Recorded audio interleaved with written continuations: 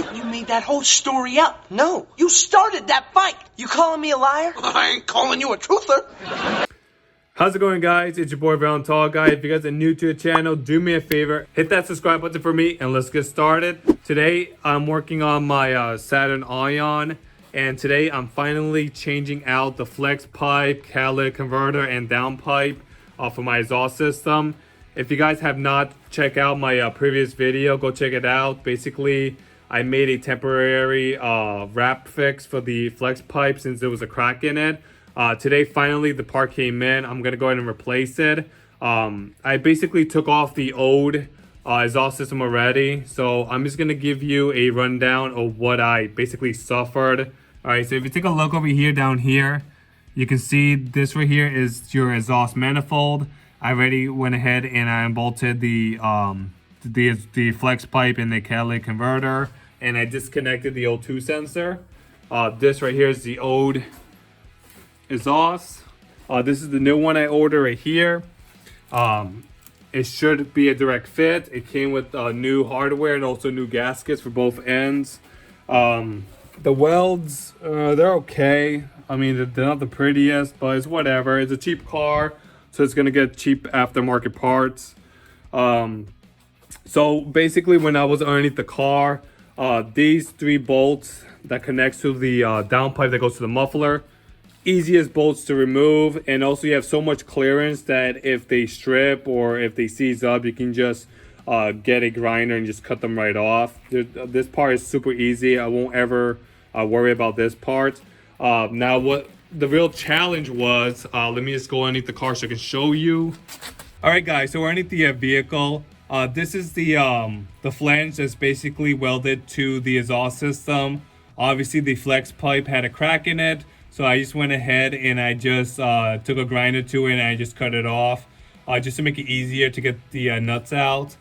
Now, as I recommend, the 3 fastener that goes over here, super simple. You can see that I dropped down the exhaust, so you definitely have all this clearance. If you have to take a drill to it or a grinder to it, it should be perfectly fine. As for this, the bottom 2, you can take a grinder to it or a cutting wheel. But as for the top one right there, you cannot access it. There's no way to get a grinder up there. Trust me, it looks like you have so much room, but I cannot get my equipment up there to cut it. So let me show you what I recommend you guys get if in case you ever had this issue. I definitely recommend you pick up some bolt extractors. Basically, these are just these right here are just regular sockets, but if you actually take a look at it, there's actually like grooves in there, like little like teeth that basically grab onto the bolts regardless if it's rounded off or not. You might need to use a hammer to tap it in, but honestly these are a lifesaver, especially for this project where there was no way in hell I can get to that nut on top.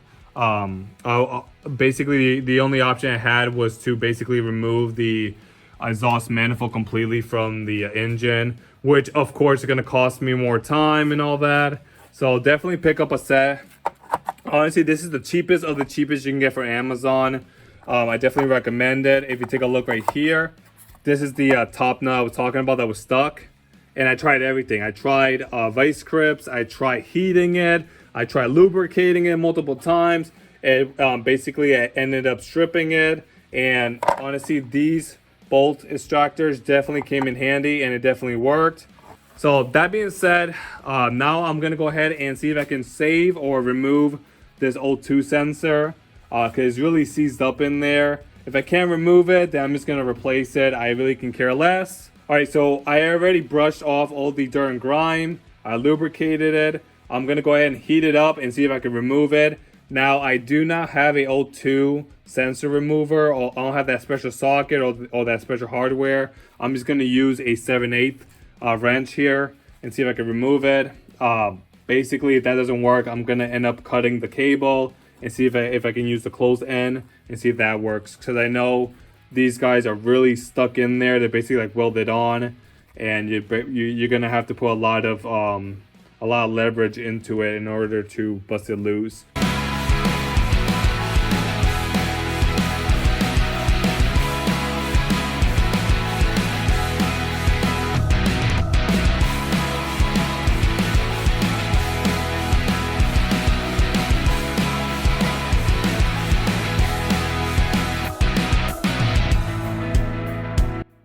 Alright guys, so I managed to take the O2 sensor out. It just needed a couple of whacks with a hammer, but I got it out. And the threads on the O2 sensor looks fine, so I could definitely use it on this one.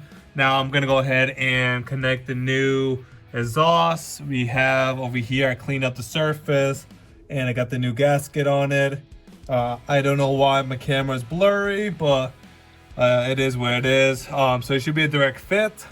I still need to clean that side and get the new gasket, but honestly, this is the easiest part. We're gonna go ahead and just put it up. Honestly, it helps if you have like a jack stand right here or have a buddy to hold that side. But yeah, it's 3 bolts here, 3 bolts here. Make sure to put the new gasket and you should be all set. Of course, put the O2 sensor in and then reconnect it to the wire harness that is up here and you should be all set. Right now, my garage is at like 20 degrees Fahrenheit, so everything's completely frozen and my camera keeps losing battery quickly. So I'm just gonna go ahead and do this real quick and I'll get back to you.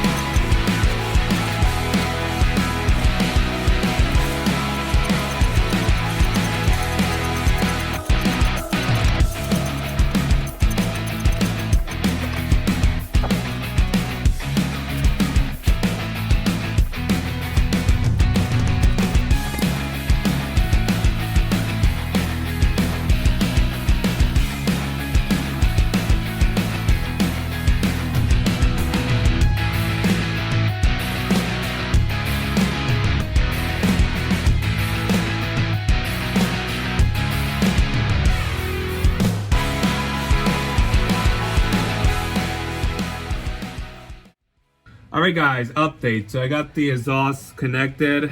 The 3 bolts went nice and easy in. Same thing in the front. It was easy to put it in. I recommend basically taking out the 2 exhaust hangers so this can dangle down. You have more room to get the top fastener in. Other than that, it's pretty simple, easy to work on. Especially if you have like a car lift, this is super easy. I managed to get everything done around 30 minutes. Now I'm gonna go ahead and put the O2 sensor. All right, so now I'm gonna go ahead and put the O2 sensor. I have it right here. As I mentioned, I cut the wire in order for me to fit a wrench in. I went ahead and fixed the wire. It looks brand new. It looks fine. All right, so I'm gonna go ahead and put this in. I'm gonna go ahead and clean up, and then we can start up the car and see if there's any exhaust leak. All right, so I got the O2 sensor back in. We're gonna go ahead and snake the wire through this heat shield. So basically, the factory had it like this. I don't know why my camera is blurry, but it's whatever. You can easily bend this. The heat shield's extremely thin, so you can easily mold it back into shape. And then he's gonna run it up there, back to the engine bay. All right, and of course, we're gonna go ahead and put the exhaust hangers back on. Just 2 of them, easy. Well, for my car, it's simple and easy because they're not completely rusted. Like the pins are not completely rusted. But maybe for your car, it would be difficult. Go ahead and put it back on. This basically supports the exhaust and also keeps vibration from traveling through the sheet metal. All right, guys, recap. So we got the exhaust installed. We got the O2 sensor installed. I ran the wire and I connected it. The last thing we have to do is install the heat shield, which is this right here. There's only 1 bolt that holds it in. That's basically to keep the exhaust heat from going to this rubber boot right here, which is your axles. So it's actually quite important to put this back. All right, and we are done with the installation. It looks nice. I love how the exhaust is flush with the body of the vehicle. It's not hanging too low. So I'm gonna go ahead and clean up, and then we're gonna start her up and see how it sounds.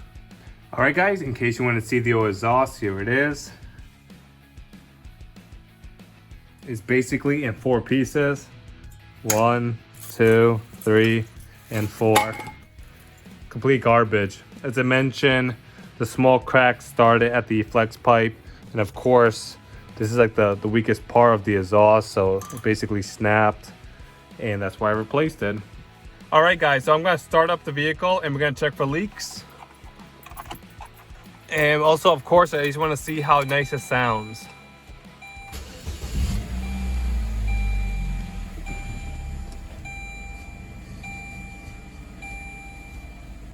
All right, it sounds good. I don't hear any weird hissing. I don't hear the exhaust flapping anymore. Let's take a look, see if there's any leaks we can find.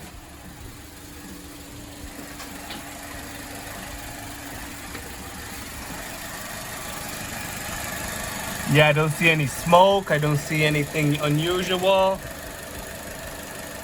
I only feel the heat, but I don't feel like pressure, like exhaust pressure coming out.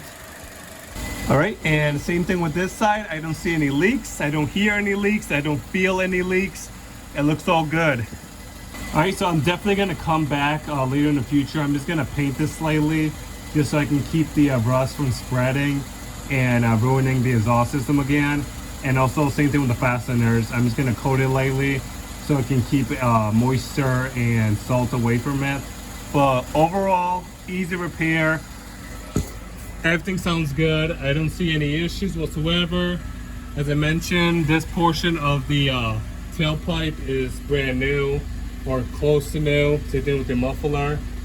So yeah, easy repair, simple repair. All right, guys, as I mentioned, it's a simple repair.